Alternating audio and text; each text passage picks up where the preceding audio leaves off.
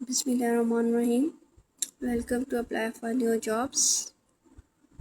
अब ये FNS test series की 6th वीडियो है जिसमें हम केमिस्ट्री के इम्पोर्टेंट और मोस्ट रिपीटेड जो एमसीक्यूज़ है ना वो डिस्कस करेंगे। तो वीडियो स्टार्ट करने से पहले अगर आपने चैनल को सब्सक्राइब नहीं किया हो तो कर लें और बेल आइकन को भी प्रेस कर लें ताकि आपको आने वाली वीडियो की नोटिफिकेशन मिलता है। चलें स्टार्ट करते हैं। Smallest particle of an element that retains its property is अच्छा, जो सबसे स्मॉलेस्ट जो पार्टिकल होता है ना, जो हर चीज़ जिस चीज़ से मिल के बनी होती है वो होता है एटम। ठीक है, एटम आगे एलिमेंट बनाते हैं और फिर आगे हमारे पास मॉलिक्यूल्स बनते हैं और इसी तरह। ठीक है, जो स्मॉलेस्ट पार्टिकल होता है एलिमेंट का वो क्या होता है? एटम होता है। तो इसका ऑप्शन है बी वाला। नेक्स्ट चलते हैं। The atomic number of is equal to number of, अच्छा एटॉमिक नंबर होता है वो इक्वल होता है नंबर ऑफ प्रोटॉन्स की। ठीक है, जितने एक जो एटम होगा उसमें प्रोटॉन होंगे उसका उतना ही एटॉमिक नंबर होगा। जैसे हाइड्रोजन पीरियोडिक टेबल में पहला नंबर है तो उसका एक प्रोटॉन है उसके पास, तो उसका एटॉमिक नंबर भी एक होगा।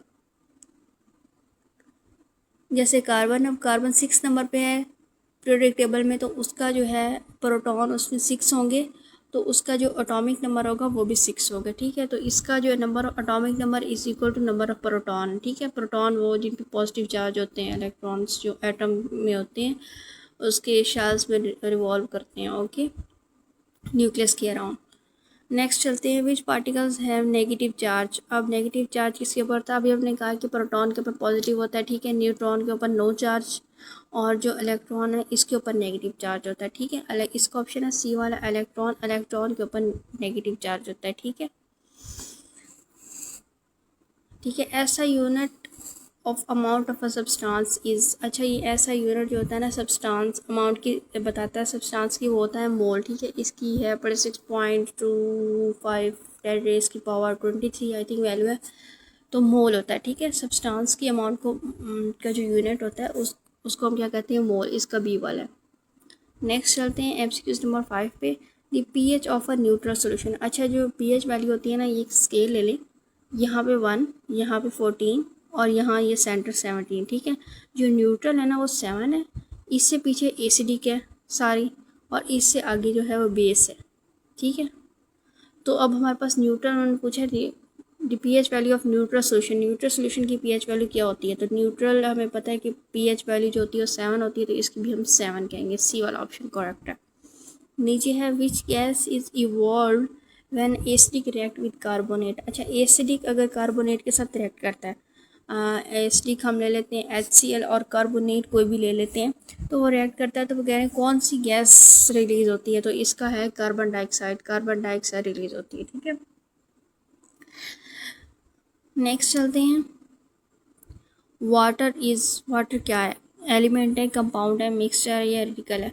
अच्छा, जो वाटर है ना, अब दो तरह के एलिमेंट से मिलकर बना हुआ है, H हाइड्रोजन और ऑक्सीजन के साथ मिलकर बना हुआ, तो ये दोनों कंबाइन होकर वाटर बनाते हैं। तो दो इसमें है अपने हमारे पास मॉलिक्यूल्स दो टाइप के, तो इसको हम क्या कहेंगे? कंपाउंड है। ठीक है, कंपाउंड दो तरह के मॉलिक्यूल से बन के मिला हुआ हो जो एलिमेंट, उसे कहते हैं हम लोग compound.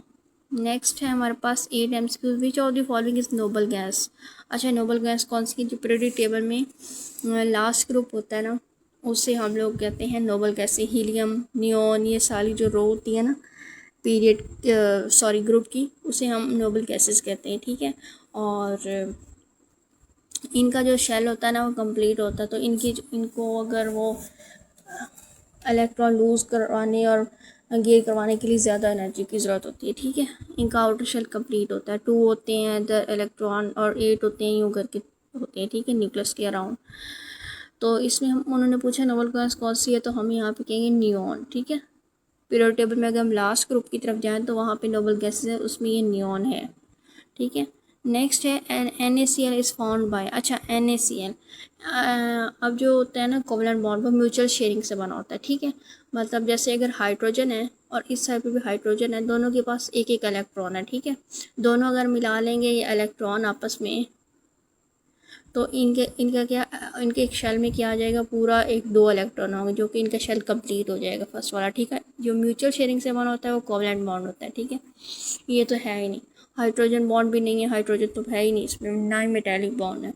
Ionic bond, ionic bond कैसे बनता है, जिसमें एक पॉजिटिव चार्ज वाला हो एलिमेंट और दूसरा नेगेटिव चार्ज वाला, वो दोनों एक दूसरे को अट्रैक्ट करते हैं और उससे जो बॉन्ड बनता है उन्हें आयोनिक बॉन्ड कहते हैं। अच्छा, अब NaCl के केस में Na जो है उसके ऊपर पॉजिटिव और क्लोरीन के पास नेगेटिव चार्ज है, ठीक है। इन दोनों के आपस में अट्रैक्शन की वजह से जो बॉन्ड बनता है और ये दोनों मिलके जो बनाते हैं उसे आयोनिक बॉन्ड कहते हैं, ठीक है। इसका ऑप्शन बी वाला है।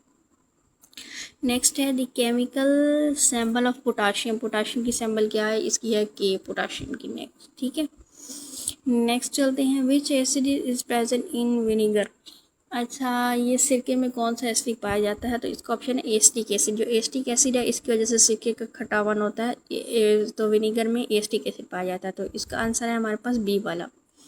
नेक्स्ट है द फार्मूला ऑफ अमोनिया। अच्छा, अमोनिया का क्या फार्मूला है, अच्छा ये तो है मीथेन है हमारे पास, तो ये तो बिल्कुल नहीं है। NO2 नाइट्रोजन डाइऑक्साइड, ये भी नहीं है, ठीक है। इसका ऑप्शन है ये वाला अमोनिया NH3, बी वाला ऑप्शन, ठीक है। नेक्स्ट है द लाइटेस्ट एलिमेंट इज। अच्छा, लाइटेस्ट एलिमेंट, सबसे पहला जो हमारे पास पीरियोडिक टेबल में एलिमेंट है ना वो हाइड्रोजन है, ठीक है। इसके जो शेल में एक इलेक्ट्रॉन पाया जाता है तो ये सबसे लाइटेस्ट है, ठीक है। तो इसका ऑप्शन है बी वाला। लाइटेस्ट एलिमेंट जो है पीरियोडिक टेबल में वो कौन सा है, हाइड्रोजन, ठीक है। नेक्स्ट है which one of the following is alkali metal, alkali metal, ठीक है। तो इसका जवाब है हमारे पास सोडियम है, ठीक है। अगर पीरियोडिक टेबल में जाए तो यहाँ पे हाइड्रोजन, इधर हीलियम होता है, इधर लिथियम, ब्रिलियम, यहाँ पे सोडियम है। जैसे जैसे हम पीरियोडिक टेबल में नीचे की तरफ जाते हैं ना, फर्स्ट ग्रुप के जो सारे एलिमेंट है ना वो अल्कली मेटल है, ठीक है। ये बहुत ज़्यादा रिएक्टिव होते हैं और बहुत जल्द रिएक्ट कर जाते हैं किसी भी अदर एलिमेंट के साथ, ठीक है। तो ये हमारे पास सोडियम जो है इसका आंसर है, अल्कली मेटल जो है वो हमारे पास सोडियम है। अच्छा, which gas is use in Haber process. Haber process में क्या होता है, हमारे पास नाइट्रोजन और हाइड्रोजन ये मिलके जो रिएक्शन करती हैं ना, तो एक गैस रिलीज़ होती है, वो कहते हैं इसमें कौन सी होती है, तो इसका ऑप्शन है पर हमारे पास नाइट्रोजन गैस रिलीज़ होती है, ठीक है, हर्बर प्रोसेस में। नीचे है द यूनिवर्सल सॉल्वेंट। अच्छा, ये ज़्यादातर जो होते हैं ना मतलब सल्यूट डिज़ोल्व होता है ना सॉल्वेंट में। अच्छा, जो होता है ना सल्यूट होता है वो हम एक चीज़ जो डिज़ोल्व कर रहे होते हैं, और जो जिसमें हो रही होती है वो होता है सॉल्वेंट, ठीक है। अब वो पूछ रहे हैं यूनिवर्सल सॉल्वेंट कौन सा है, मतलब जिसमें आलमोस्ट तमाम जो है अपने ना सॉल्यूट डिज़ोल्व हो जाए, तो हमारे पास वाटर में आलमोस्ट सारे ही सॉल्यूट डिज़ोल्व हो जाते हैं। नेक्स्ट है the molecular formula of methane. Methane का भी मैंने आपको बताया क्या है पढ़ा, तो CH4 है, ठीक है, सी वाला करेक्ट ऑप्शन है। नेक्स्ट है which element is present in all organic compound. अच्छा, जो ऑर्गेनिक कंपाउंड है ना उसमें H, हाइड्रोजन और कार्बन, ये चीज़ लाजमी होगी, इनका बाउंड के बारे में हम पढ़ते हैं ऑर्गेनिक कंपाउंड में, ठीक है। तो इसमें है अपना कार्बन, कार्बन बेस है, इसका बैकबोन है, समझें आप लोग। तो जो है ना ऑर्गेनिक कंपाउंड में प्रेजेंट होती है वो कार्बन है, ठीक है, बी वाला ऑप्शन है। Next the process of losing electron. अच्छा, इलेक्ट्रॉन लूज़ कर देना क्या कहलाता है, ऑक्सीडेशन कहलाता है। जब इलेक्ट्रॉन लूज़ कर देता है, कोई एलिमेंट लूज़ कर देता है इलेक्ट्रॉन, तो वो ऑक्सीडाइज हो जाता है और उसके ऊपर क्या आ जाता है, पॉजिटिव चार्ज। नेक्स्ट है which indicator turn red in an acidic solution. अच्छा, ये ना जो एसिडिक सोल्यूशन होता है ना उसमें जो लिटमस पेपर होता है ना वो ब्लू से रेड में टर्न हो जाता है, ठीक है, एसिडिक में। और जो बेसिस होती है ना उसमें उल्टा होता है, उसमें रेड से ब्लू में टर्न हो जाता है, ठीक है। ये बात आप लोगों ने याद रखनी है। तो इसका ऑप्शन है, एसिडिक वाला उन्होंने पूछा तो ये ब्लू रेड में चेंज हो जाएगा, इसका सी वाला ऑप्शन करेक्ट है। Next, which metal is liquid at room temperature. अच्छा, जो है ना मेटल उन्होंने पूछे जो लिक्विड होती है रूम टेम्परेचर पे, तो वो हमारे पास यहाँ पे है पड़ा मरकरी, ठीक है। जो मरकरी है वो रूम टेम्परेचर पे हो जाती है लिक्विड, ठीक है। थर्मामीटर में मरकरी होती है, देखिए वो रूम टेम्परेचर पे लिक्विड स्टेट में होती है, ठीक है। Valency of oxygen is. अच्छा, वैलेंसी उसको कहते हैं जब एक एलिमेंट को अपना शेल कंप्लीट करने के लिए जितने इलेक्ट्रॉन की नीड होती है उसे हम उसकी वैलेंसी कहते हैं, ठीक है।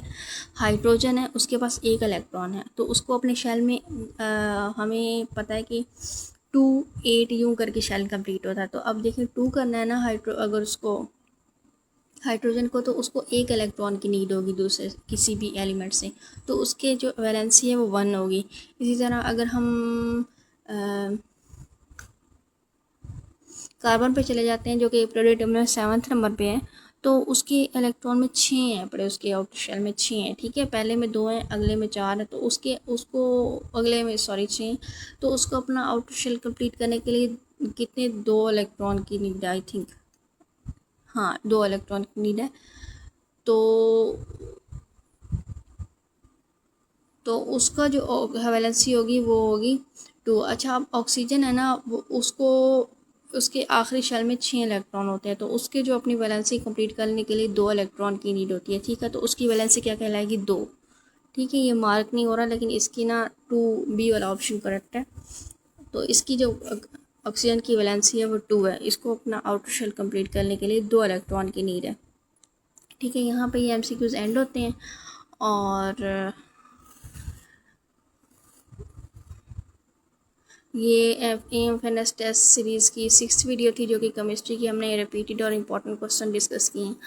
अगर आपने चैनल को सब्सक्राइब नहीं किया हुआ तो कर लें, और बेल आइकन को भी प्रेस कर लें, ताकि आपको इस सीरीज़ में आने वाली बाकी वीडियोज़ की नोटिफिकेशन मिलता रहे। Thank you.